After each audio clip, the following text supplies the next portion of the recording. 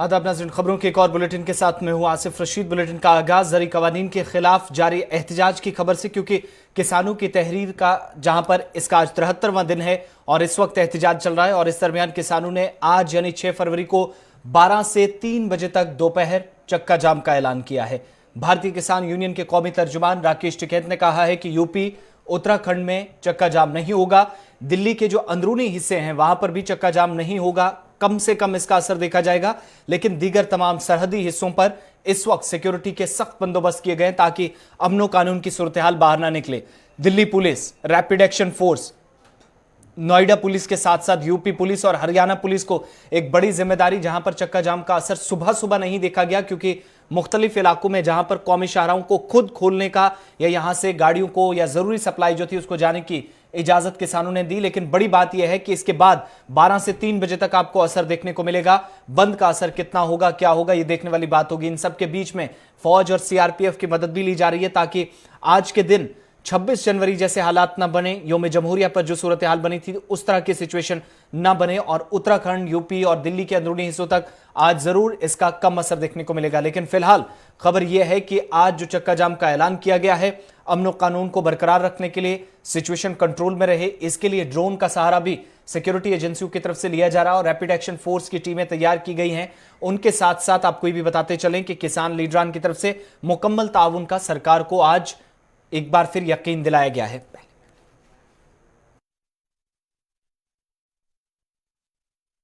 रास्ता आपको लिए चलते हैं दिल्ली की सरहदों के आसपास क्या कुछ इस वक्त की सूरत हाल है। हमारे साथ हमारे सीनियर साथी और नुमाइंदे हैदर अली बराह रास्त जुड़ चुके हैं। हैदर, अभी क्या कुछ, जिस मकाम पर आप मौजूद हैं, क्या सिचुएशन है और किस तरह का जो प्लान बनाया गया है आज दिन का, क्या उसके हिसाब से काम चल रहा है, स्टार्ट हो चुका है, लगभग चक्का जाम का असर दिख रहा है?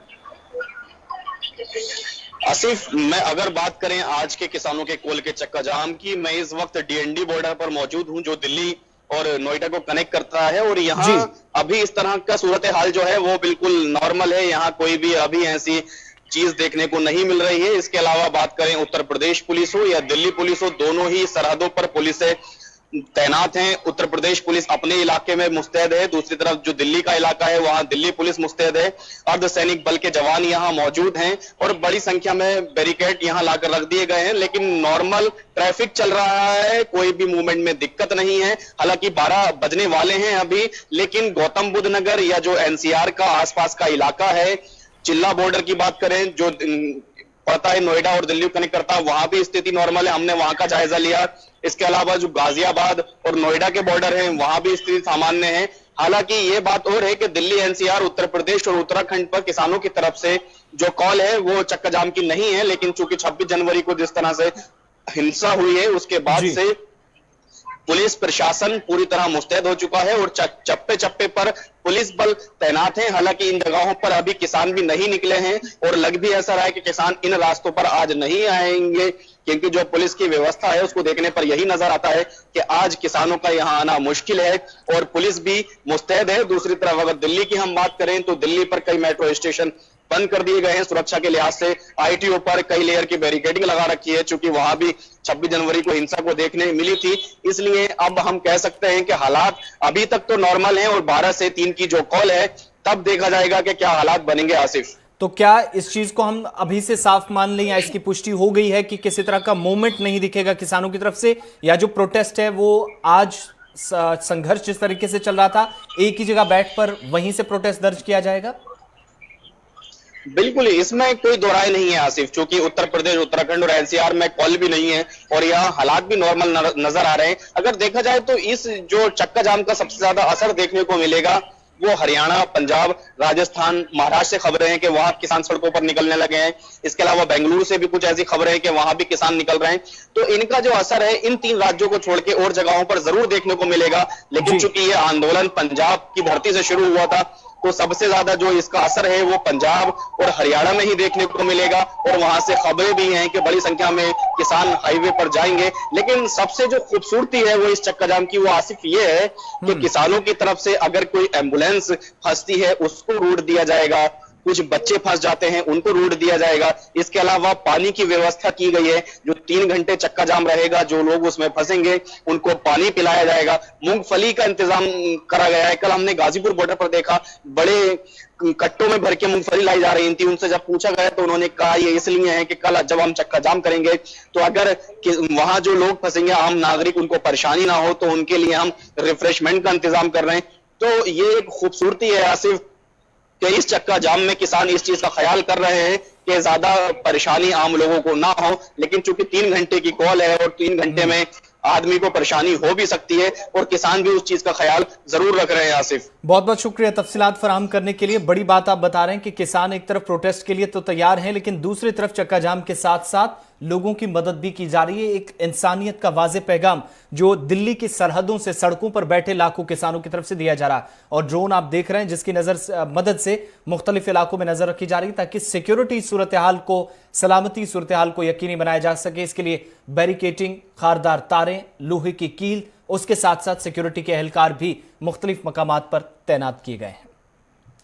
मुंडे चक्के गए ने अज ताई उन्हां दा मुंडिया दा जद अकाली दल ने एक हेल्पलाइन नंबर दिता, एक टीम ऑफ लॉयर्स बिठाई, ਉਹਦੇ ਬਾਅਦ कैप्टन साहब ने ऐलान किया हैगा। लेकिन ਜਿਹੜਾ ਉਹਨਾਂ ਦਾ फर्ज बनता है कि दिल्ली जाके अपने अफसरां नाल बैठन, एक एक बेकसूर नौजवान ਨੂੰ ਬਾਹਰ ਕੱਢਣ, ਉਹਨਾਂ ਦੇ ਖਿਲਾਫ ਜਿਹੜੇ ਕੇਸ ਉਹਨਾਂ ਕੇਸਾਂ ਨੂੰ ਬੰਦ ਕਰਨ ਤੇ ਇਹਨਾਂ 200-300 ਮੁੰਡਿਆਂ ਦੀ ਜ਼ਿੰਦਗੀ ਖਰਾਬ ਨਾ ਹੋਏ। ਉਹੀ ਤਾਂ ਮੈਂ ਕਹਿ ਰਹੀ ਕਿ 26 ਤਰੀਕ ਤੋਂ ਬੰਦ ਕਰਕੇ ਰੱਖਿਆ ਹੋਇਆ ਹੈ। ਮੈਂ ਪੁੱਛਣਾ ਚਾਹੁੰਦੀ ਹਾਂ ਕਿ ਲਾਲ ਕਿਲੇ ਦੇ ਐਪੀਸੋਡ 'ਚ ਲਾਲ ਕਿਲੇ ਦੇ ਥਾਣੇ ਵਿੱਚ ਇੱਕ ਵੀ FIR ਹੋਈ ਹੈ? ਇਹ ਆਪਣੇ ਨੌਜਵਾਨ ਬੇਕਸੂਰਾਂ ਨੂੰ ਫੜ ਕੇ ਉਹਨਾਂ ਨੂੰ ਬਿਨਾਂ ਕਿਸੇ ਧਾਰ ਕੋਈ FIR ਕੀਤੇ ਬਿਨਾਂ ਇੰਨਾ ਦਿਨ ਦਾ ਰੱਖਿਆ ਹੋਇਆ ਤੇ ਪੰਜਾਬ ਸਰਕਾਰ ਜਿਹਦਾ ਫਰਜ਼ ਬਣਦਾ ਹੈ ਉਹ ਸਰਕਾਰ ਕਰ ਕੀ ਰਹੀ ਹੈ? ਅੱਜ ਦੀ ਲੋੜ ਹੈ ਕਿ ਕੈਪਟਨ ਸਾਹਿਬ ਆਪਣੇ ਲੋਕਾਂ ਦੇ ਪੈਸਿਆਂ ਦੇ ਨਾਲ ਜਿਹੜੇ ਬੈਠੇ ਹੋਏ ਨੇ, ਖੁਰਦ-ਮੁਰਦ ਕਰ ਰਹੇ ਨੇ, ਪੈਸੇ ਸ਼ਰੇਆਮ ਲੁੱਟ ਕਰ ਰਹੇ ਨੇ, ਆਪਣੇ ਫਾਰਮ ਹਾਊਸ ਤੋਂ ਬਾਹਰ ਨਿਕਲਣ ਤੇ ਲੋਕਾਂ ਦੀ ਤਕਲੀਫਾਂ ਦੇ ਉਹਦੇ ਨਾਲ ਜਾ ਕੇ ਉਹਨਾਂ ਦੇ ਵਾਸਤੇ ਹੱਲ ਕਰਨ ਲਈ अपना काम कर रहे हैं। मैं किसी सरकार के बारे कुछ नहीं, गवर्नमेंट ऑफ इंडिया को बिल्कुल गलत फहमी है।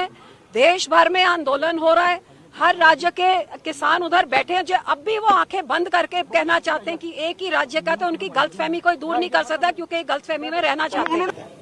एक भी किसान जथेबंदी, एक भी पोलिटिकल पार्टी जी किसानी ना संबंधित है जिन्हें स्वागत किया, अपने आप ही जवाब मिल जाएगा। United nation human right council ने भी ट्वीट किया जी। सो मैं ये कहना कि देश के प्रधानमंत्री ਨੂੰ दुनिया की आवाज़, देश की आवाज़, देश के किसान की आवाज़ सुननी चाहिए है, जिद नहीं फड़नी चाहिए, इमीजिएटली सारे कानून ड्रॉ करने चाहिए। दूजी गल मैं कहना चाहना है कि ਜਿਹੜੇ ਆ कमेटी के इलैक्शन हुणी डिक्लेयर किया, मुख्यमंत्री कहना चाहना है जे तुसीं कागजी नामजद नहीं कराने सी, जे तुसी कागजी रिजेक्ट कराने सी ऑपोजिशन दे कागज भरने नहीं देने सी, तो फिर तुसी नॉमिनेट ही कर देंदे, फिर इलैक्शन कराउण दा फायदा की है? तो हुण तुसी अफसर अपने पुलिस राहीं जिन्ने श्रोमणी अकाली दल दे कैंडिडेट है उन्हां नूं धमका रहे हैं। जिहड़ा बेचारा इनकम सेल टैक्स नाल डील करदा ਉਹਦੇ सेल टैक्स ਦੀ रेट पै गई, जिहड़ी कोले कोई बिजनेस है पोल्यूशन की रेट पाई जाते हैं, ਜਿਹਦੇ ਕੋਲੇ ਆਪਣੇ ਦੂਜਾ ਪੁਲਿਸ ਦੀ ਜ਼ੋਰ ਪਾਈ ਜਾਂਦੇ ਆ। ਆ ਦਿਖਾਵਾ ਕਰਨ ਦੀ ਕੀ ਲੋੜ ਹੈ? ਆ ਜਿਹੜਾ ਕਮੇਟੀ ਦਾ ਇਲੈਕਸ਼ਨ, ਕਾਰਪੋਰੇਸ਼ਨ ਇਲੈਕਸ਼ਨ ਇੱਕ ਦਿਖਾਵਾ ਰਹਿ ਗਿਆ। ਆ ਕੋਈ ਇਲੈਕਸ਼ਨ ਨਹੀਂ ਹੈ। ਅਸਲੀ ਪਤਾ ਲੱਗੂ ਕੈਪਟਨ ਸਾਹਿਬ ਨੂੰ ਤੇ ਕਾਂਗਰਸ ਨੂੰ 8 ਮਹੀਨੇ ਬਾਅਦ। ਵੱਧ ਤੋਂ ਵੱਧ ਕੀ ਕਰ ਲੈਣਗੇ? ਵੱਧ ਤੋਂ ਵੱਧ ਕੀ ਕਰ ਲੈਣਗੇ? 8 ਮਹੀਨੇ ਤੱਕ MC ਰਹਿਣਗੇ ना।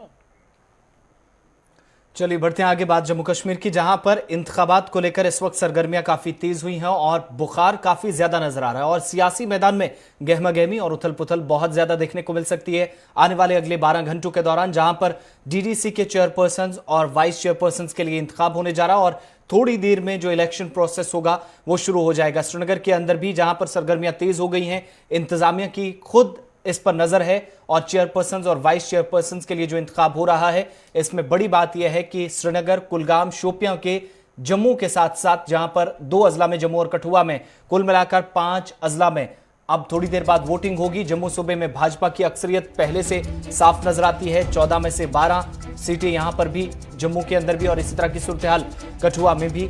श्रीनगर में अपनी पार्टी जो कि अक्सरियत का दावा कर रही है और अपनी पार्टी को साथ देने के लिए भारतीय जनता पार्टी भी इस वक्त सामने आ रही है। बीजेपी की तरफ से फुली कॉपरेट करने की बात और साथ देने की बात, जहां पर पहले से अपनी पार्टी का दावा है कि 9 अरकान उसके साथ हैं, डीडीसी मेंबरान जो पहले से उसके खाते में हैं, कुछ अपने मेंबर्स उसके, और उसके साथ साथ आजाद उम्मीदवारों की हिमायत भी हासिल है। और उसके बाद यहां पर अक्सरियत का दावा किया जा रहा है। शोपियां के अंदर जहां पर जो रिजर्व सीट रखी गई है वुमेन्स के लिए, और यहां पर भी अपनी पार्टी की तरफ से अपने उम्मीदवार का जो नाम था उसका ऐलान कर दिया गया है। और जनूबी कश्मीर के कुलगाम जिले के अंदर भी आज वोट डाले जाएंगे, यानी चेयरपर्सन और वाइस चेयरपर्सन के लिए वोटिंग होगी। तो कौन से लोग कितने किस तरफ जाएंगे ये थोड़ी देर में लगभग पिक्चर क्लियर हो जाएगी। मगर ये जरूर है कि इंतजामिया इन इंतखाबात को लेकर, या जो 20 दिनों के अंदर पूरा प्रोसेस मुकम्मल करना था, उसे लेकर जम्मू के 2 अजला और वादी के 3 अजला के अंदर इस वक्त सरगर्मियां तेज हो गई हैं। सीधा श्रीनगर चलते हैं। हमारे सीनियर साथी सैयद तजम्मुल हमारे साथ हैं, अपडेट उनसे लेते हैं। सैयद तजम्मुल, क्या ये पूरा प्रोसेस शुरू हो चुका है इंतखाबात का? आसिफ, बहुत बहुत शुक्रिया। जम्मू कश्मीर में ये इंतखाबात अब आखिरी मराहिल में है और इस वक्त श्रीनगर में district magistrate doctor Shahid Iqbal Chaudhry की क़यादत में तमाम 14 डीडीसी मेंबरान की मीटिंग हो रही है, काउंसलिंग हो रही है, जिसके बाद वोटिंग प्रोसेस जो है कुछ देर बाद शुरू होगा। कुलगाम में भी इसी तरह की तैयारियां हैं, शोपियान में भी, कठुआ में भी और जम्मू में भी। लेकिन आपको नामजदगी के बारे में बता दूं कि कौन लोग हैं जो आज चेयरमैन और वाइस चेयरपर्सन के ओहदे के लिए नामजद किए गए हैं। सबसे पहले आपको बता दूं कि श्रीनगर शहर में बिलाल अहमद जो है, जिनका ताल्लुक जो इंडिपेंडेंट कैंडिडेट थे, उन्होंने नवगाम आउटस्कर्ट से कामयाबी हासिल की थी डीडीसी चुनावी उम्मीदवार के तौर पर, वो वाइस चेयरपर्सन होंगे। जबकि आफ्ताब अहमद, जिनका ताल्लुक अपनी पार्टी से है, वो चेयरपर्सन के तौर पर नामजद किए गए हैं। इंतखाबी अमल में अभी कुछ देर बाद प्रोसेस शुरू होगा। शोपियान से खबर यह है कि जफर इकबाल मनहास के फर्जंद इरफान मनहास जो है वो वाइस चेयरपर्सन के तौर पर नामजद किए गए हैं, जबकि उनके साथ में बिल्किस अख्तर है, जिनका ताल्लुक, चूंकि सीट जो है वो खवातीन के लिए मखसूस है, बिल्किस अख्तर होंगी यहाँ पर अपनी पार्टी की तरफ से चेयरपर्सन। लेकिन यहाँ मुकाबला काफी दिलचस्प है, क्योंकि 7-7 वोटों पर इस वक्त दोनों पार्टियां बिल्कुल लगी हुई है। यहाँ पर साबिक एमएलए, आपको याद होगा, एजाज अहमद वच्ची, जो कि यहाँ पर नेशनल कॉन्फ्रेंस और पीडीपी ने आपस में जो इक्वेशन तय किया है वो अजीब व गरीब है। हालांकि हालात को बांपते हुए ठीक लग रहा है। साबिक लॉ मेकर जो होंगे वो डिप्टी के तौर पर काम करेंगे, लेकिन चूंकि जो खवातीन की सीट यहाँ पर मखसूस रखी गई है उसमें पीडीपी 2.5 साल, नेशनल कॉन्फ्रेंस की खातून जो है वो 2.5 साल यहाँ पर नजर आएंगी। और इनका ताल्लुक जो है एजाज अहमद के साथ सफिया अख्तर है, जो नेशनल कॉन्फ्रेंस है, जो 2.5 साल जीत जाएगी तो 2.5 साल तक वो रहेंगी। 2.5 साल के बाद पीपल्स डेमोक्रेटिक पार्टी की खातून उम्मीदवार को मौका दिया जाएगा। कुलगाम से खबर आसिफ की यहाँ पर मोहम्मद अफजल, जो कि बानी मेंबरान में से एक है सीपीआईएम के और मोहम्मद यूसुफ तारगामी के करीबी साथियों में से शुमार किए जाते हैं, वो चेयरपर्सन के तौर पर होंगे। उनके साथ में शाजिया अख्तर होंगी, जिनका ताल्लुक नेशनल कॉन्फ्रेंस से है, दमाल हाजीपोरा से उन्होंने कामयाबी हासिल की थी, और ये यहाँ पर वाइस चेयरपर्सन के तौर पर सामने आ सकती है। यानी कुल मिलाकर इंतखाबात में 7-7 के वोट पर इस वक्त शोपियान है। कुलगाम पीएजीडी के लिए थ्रू है, क्योंकि सीपीआईएम के पास अपने 5 और उसके बाद नेशनल कॉन्फ्रेंस पीडीपी के पास और बाकी पार्टियों की हमायत से तकरीबन पीएजीडी का जो अब तय है कि वहां पर मोहम्मद अफजल ही चेयरपर्सन हो सकते हैं इस डीडीसी सीट के लिए। लेकिन उसके बाद शोपियान में मुकाबला बहुत सख्त है, और अगर यहाँ पर पीएजीडी के लिए 1 वोट कहीं से ला पाते हैं तो 8 वोट वाला जो है वो जीत जाएगा अपनी पार्टी के। हालांकि यहाँ पर बुनियादी अरकान 2 है, लेकिन 3-4 को उन्होंने मैनेज करके 7 तक स्कोर पहुंचाया, यहाँ जो कि एंटी डिफेक्शन लॉ फिलहाल प्रैक्टिस में नहीं है। इसके बाद शहर श्रीनगर में इंतहाई अहम, अपनी पार्टी के पास उतने ज्यादा मेंबरान भी नहीं थे, लेकिन आजाद उम्मीदवार ज्यादा आजाद नजर नहीं आए। उन्होंने बाद में पार्टी का दामन थाम लिया अपनी पार्टी का, और यहाँ पर नेशनल कॉन्फ्रेंस और पीपल्स डेमोक्रेटिक पार्टी। बहुत बहुत शुक्रिया सैयद तजम्मुल ये बताने के लिए कि साउथ और सेंट्रल कश्मीर के अंदर अभी की सिचुएशन क्या है, क्योंकि 3 डिस्ट्रिक्ट्स हैं, कुलगाम, शोपियां और श्रीनगर के अंदर, जहां पर वोटिंग होने जा रही है। और दूसरी तरफ जम्मू के अंदर कठुआ और जम्मू जिला यानी जम्मू प्रोविंस में 2 डिस्ट्रिक्ट्स हैं जहां पर वोटिंग होगी। 5 डिस्ट्रिक्ट्स, उसके बाद 8 को होगी, फिर 10 को और 13 को जाकर आखिरी मरहला तो 20 डिस्ट्रिक्ट्स में 20 नुमाइंदों को यानी 20 चेयरपर्सन और जो वाइस चेयरपर्सन हैं 20 दिनों के अंदर यह काम मुकम्मल करना था। अब इस अमल को मजीद आगे बढ़ाते हुए आज आगाज हो चुका है तो 13 तक चलेगा। फिलहाल आज 5 डिस्ट्रिक्ट्स के अंदर वोटिंग होने जा रही है। बढ़ते आगे बात जम्मू कश्मीर में इंटरनेट के हवाले से, क्योंकि इस पर रिएक्शंस भी जम्मू कश्मीर के लेफ्टिनेंट गवर्नर समेत तमाम लोगों की तरफ से आ रहे हैं। और जम्मू कश्मीर के तमाम अजला में 550 रोज बाद जो 4G इंटरनेट खिदमात है वो बहाल कर दी गई हैं। सरकार ने देर रात जो ऐलान किया था, पहले रोहित कंसल जो कि तर्जुमान है जम्मू कश्मीर इंतजामिया के, उन्होंने ट्वीट करके जानकारी दी। इसके बाद 4G इंटरनेट सर्विस समेत हर तरह की जो मवासलाती खिदमात हैं 18 माह कबल उस वक्त मुअत्तल की गई थी जब 5 अगस्त 2019 को 370 मनसूख करके खुसूसी हैसियत को खत्म करके जम्मू कश्मीर को 2 हिस्सों में तकसीम किया गया था। हुकूमत के तर्जुमान रोहित कंसल ने जहां पर इस सिलसिले में कल उन्होंने ट्विटर पर यह इतला दी थी, और दूसरी तरफ 4G मोबाइल इंटरनेट खिदमात जब बहाल की गई, देर रात जाकर इंटरनेट सर्विसेज बहाल हुई, तो इस पर लेफ्टिनेंट गवर्नर का रिएक्शन भी आया। और ट्वीट आपको बताएंगे कि लेफ्टिनेंट गवर्नर ने इस पर क्या कहा, क्योंकि लेफ्टिनेंट गवर्नर ने मरकजी सरकार को इसका सीधा क्रेडिट देते हुए वजीर आजम के सामने जो दरख्वास्त गुज़श्ता दिनों की थी, उन्होंने वजीर दाखिला से बात की थी, तो उसके मुतालिक उन्होंने कहा कि हमारी दरख्वास्त को कबूल किया गया है, उसके लिए इजहार तशक्कुर। जम्मू कश्मीर नेशनल कॉन्फ्रेंस के सीनियर रहनुमा उमर अब्दुल्ला बाकी पार्टियों के लीडरान भी एक के बाद दीगर ट्वीट कर रहे थे, और लेफ्टिनेंट गवर्नर मनोज सिन्हा ने जम्मू कश्मीर के अंदर जहां पर 18 महीनों के बाद 4G इंटरनेट सर्विसेज बहाल हुई, इस पर वज़ीर आज़म का शुक्रिया अदा किया है। और इसके बाद आम लोग क्या कुछ कहते हैं फटाफट से वो बताएंगे, और साथ ही साथ GM सरूरी जो कि कांग्रेस के सीनियर रहनुमा है, उनकी तरफ से भी जहां पर सरकार का शुक्रिया अदा किया गया, वहीं सरूरी ने गुलाम नबी आजाद सीनियर पार्टी के लीडर जिन्होंने गुज़श्ता दिनों ऐवान के अंदर मामला वज़ीर आज़म के सामने उठाया था, उनका भी शुक्रिया अदा किया। तो बहुत खुश है, मतलब तब से कह रहे हैं, रात से ही फोन आ रहे हैं कि 4G चल गया है। तो हम थैंक्स करना चाहेंगे गवर्नमेंट का कि उन्होंने 18 मंथ्स के बाद हमें वापस से 4G रिस्टोर किया है। 4G में तो बहुत फास्ट चल रहा है, मतलब पहले जो आवाज़ लैग करती थी अब वो आवाज़ भी लैग नहीं करती है। फिर अब पहले डिस्कनेक्ट हो जाती थी क्लासेस बीच में ही, तो फिर अब डिस्कनेक्ट भी नहीं होती है, अब उससे भी ज़्यादा अच्छा चल रहा है। जो 4G की सर्विसेज बहाल की है जम्मू कश्मीर के अंदर, इसके लिए हम गवर्नमेंट का बहुत ही हम शुक्रगुजार हैं गवर्नमेंट का कि उन्होंने हमारे बच्चों का फ्यूचर देखते हुए और हमारे यहाँ के रोज़मर्रा के काम को देखते हुए आज 18 महीने के बाद एक बार फिर अच्छा कदम लिया है कि उन्होंने 4G की जो सर्विसेज है इंटरनेट सर्विसेज को बहाल किया है। इसके लिए हमारे खासकर जो नई जनरेशन आने वाले जो हमारे बच्चे हैं उनकी, क्योंकि स्कूल तो बिल्कुल बंद पड़े हैं, तो वो घरों में तालीम हासिल कर रहे हैं, और टीचर्स और इनका स्टूडेंट्स का घर से बैठ के ही जो आपस में एजुकेशन के साथ वो राब्ता रहता है, तो उसमें इन्हें बहुत ही अहम जो है इसमें एक कामयाबी मिलेगी बच्चों को। इधर कांग्रेस लीडर और साबिक रुकन असेंबली गुलाम मोहम्मद सरूरी ने हुकाम के इस फैसले का खैर मकदम किया, और इसके लिए उन्होंने क्रेडिट साबिक जम्मू कश्मीर के वज़ीर आला गुलाम नबी आज़ाद को दिया। रियासत जम्मू कश्मीर में आज इंटरनेट 4G जो रेस्टोर हुआ, बहुत खुशाइन बात है, अच्छी बात है।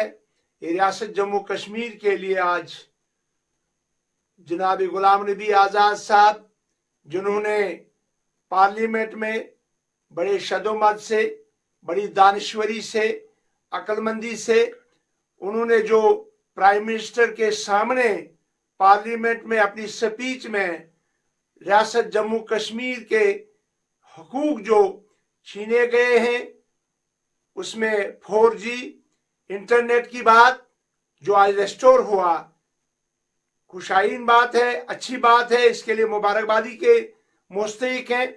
पर 18 महीने के बाद ये रेस्टोर हुआ, उन 18 महीनों में हमारे बच्चों को, रियासत को तालीमी लिहाज से देखें, इक्तिसादी लिहाज से देखें, बाकी हर तरह से देखा जाए बहुत नुकसान का सामना करना पड़ा।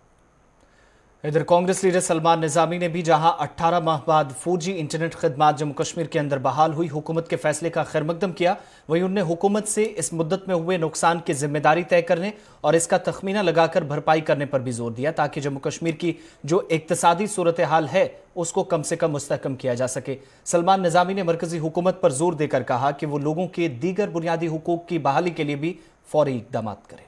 यह है कि 4G इंटरनेट को बैन करने की क्या जरूरत थी और इसका क्या फायदा हुआ। जम्मू कश्मीर की आवाम को परेशान किया, खासकर उन बच्चों को जिनकी ऑनलाइन क्लासेस होनी थी और उनको 4G इंटरनेट की वजह से दिक्कतों का सामना करना पड़ा।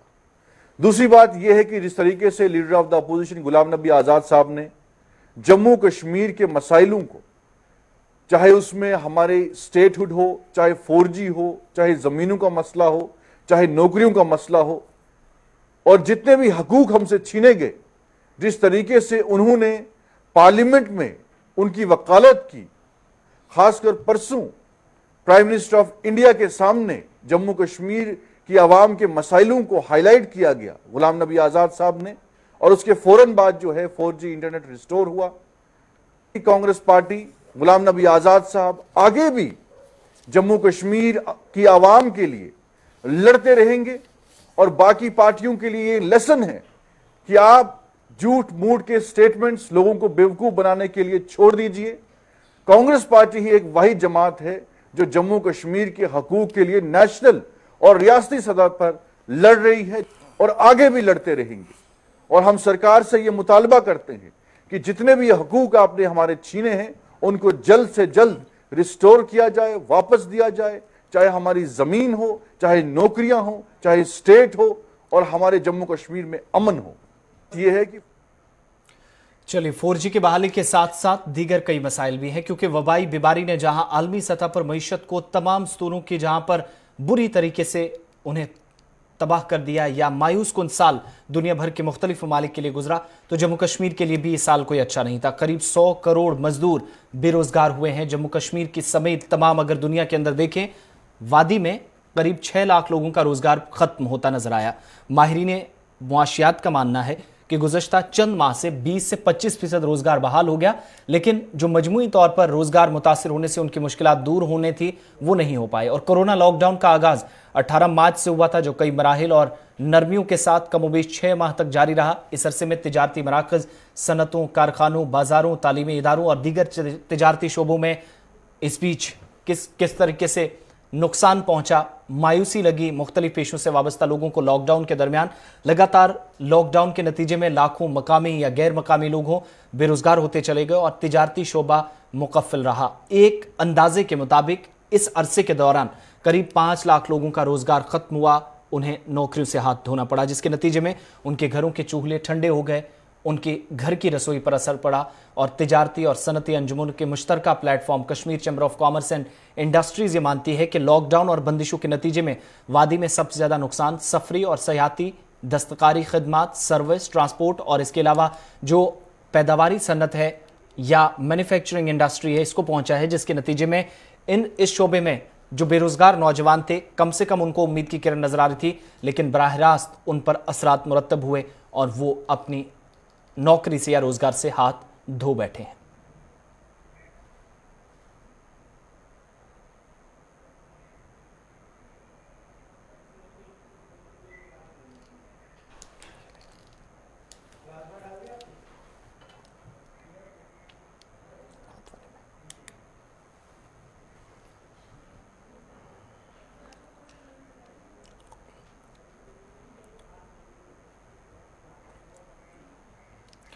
जम्मू कश्मीर के मुख्तलिफ हिस्सों में गरीबी की सतह से नीचे जिंदगी गुजारने वाले लोगों की एक कसीर तादाद मौजूद है। बनिहाल आपको लिए चलते हैं कुछ ऐसे गरीब खानदान जो आज भी सरकारी मदद के मुंतजर हैं। सरकार ये दावा कर रही है कि मैं खुसूसन अपने रामबन जिला की बात करना चाहूंगा कि जिस्मानी तौर नाखेज लोगों की मदद की जाती है। वहीं पे एक फैमिली का यहाँ पे इल्जाम है कि यहाँ पर फोटोग्राफी जो है बहुत बार की गई, लेकिन जमीनी सतह पे जो है उसका असर देखने को नहीं मिला और ना इस गरीब फैमिली को कोई महकमा सोशल वेलफेयर की जानिब से कोई मदद मिली। वनज नाम है, नाम क्या साजा साजा ये बच्ची चून लड़की अच्छा तो ये दुहन में चल अच्छा सारे अंदर नबर कर बुई तुल त्रावन बुई वारियान यमिस कर इमदाद यमिस सारे यमिस तो और बुझ कसी बे क्या जा आया वा योर आया वा जा का ये यूथ मतलब ये शोर शराब गसन छ रतकालस में वगैरह इधर कोई आया था ना योर ना बगा तोहन वारे योर ने बे कोई ना योर तो मैं इतवारिया ने वारिया से तो वनान करो गोर नसले कहूँ जी जी दे क्या वहाँ समय तो आयु तो ही तो जब उस्तला फोटो। चले नादरीन, आप देख सकते हैं, जो कैमरामैन आपको दिखा रहे हैं कि ये कुछ लोग हैं और आप चेहरों से भी देख सकते हैं कि कितनी गुर्बत है। इस इलाके में कई फैमिलीज जो है इंतहाई गरीब है, और ऐसे में सवाल ये कि ऐसे फैमिलीज को जो है अपलिफ्ट करने की जरूरत है, जहां पर बड़े बड़े दावे किए जा रहे हैं, लेकिन एक अमीर आदमी जो है बड़ी आसानी से अपने लिए जो है काम निकालता है, लेकिन जो गरीब है जिनके लिए स्कीम्स लॉन्च की जाती है वो जमीनी सतह पे जो है कहीं ना कहीं पे ये इल्जाम लगा रहे हैं। और इससे अलावा भी जो है कई जगहों पर जब हम जाते हैं इसी तरह की सूरत हाल है। खानदार क्या करते हैं? पंजाब तुम गए जाक डिपार्टमेंटस निश कि यमिस सनिस बचत गस के वजीफ वगैरह का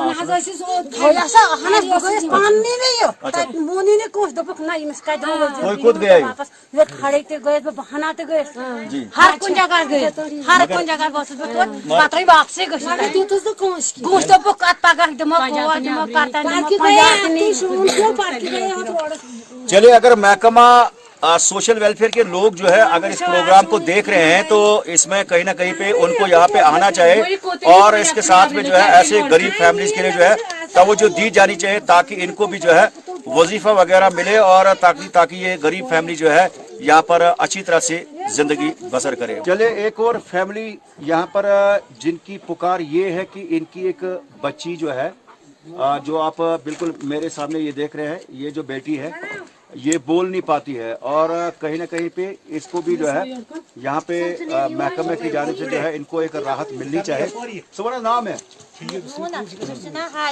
हाजरा जी। इस तक खानदार थे, इसका नाम सुबहान अब्दुल सुबहान न्यायक। अच्छा, तो जो ये माही रोजन ये बच्ची है, एमिस क्या नाम? एमिस क्या नाम? सूरत है। ये बोलन कि कम ज्यादा बोल खास नहीं। अच्छा, कम ज्यादा बोल। तो डिपार्टमेंट की तरफ क्या मतलब पासन के राहत यही ना? चले, कहीं ना कहीं लोगों की शिकायत आप जमीनी सतह पे देख रहे हैं कि ऐसे लोगों को महकमा सोशल वेलफेयर की जानिब से जो है ऐसे लोगों को शामिल किया जाना चाहिए, और वो लोग जो कुछ सिफारिश के आधार पर जो है लिस्ट में इंक्लूड किए गए हैं उसको वेरीफाई करने की जरूरत है, और ताकि ऐसे, जैसे मैंने इससे पहले भी एक बच्ची दिखाई जो कि जिस्मानी तौर नाखेज है, बोल नहीं पाती है, और ऐसे बच्चों को जो है इस सोशल वेलफेयर महकमे की जानिब से जो है उनको राहत मिलनी चाहिए। खबरों के इस बुलेटिन में बस इतना ही। गुलिस्तान न्यूज पर खबरों, तज्जियों और तबसरों का सिलसिला जारी है।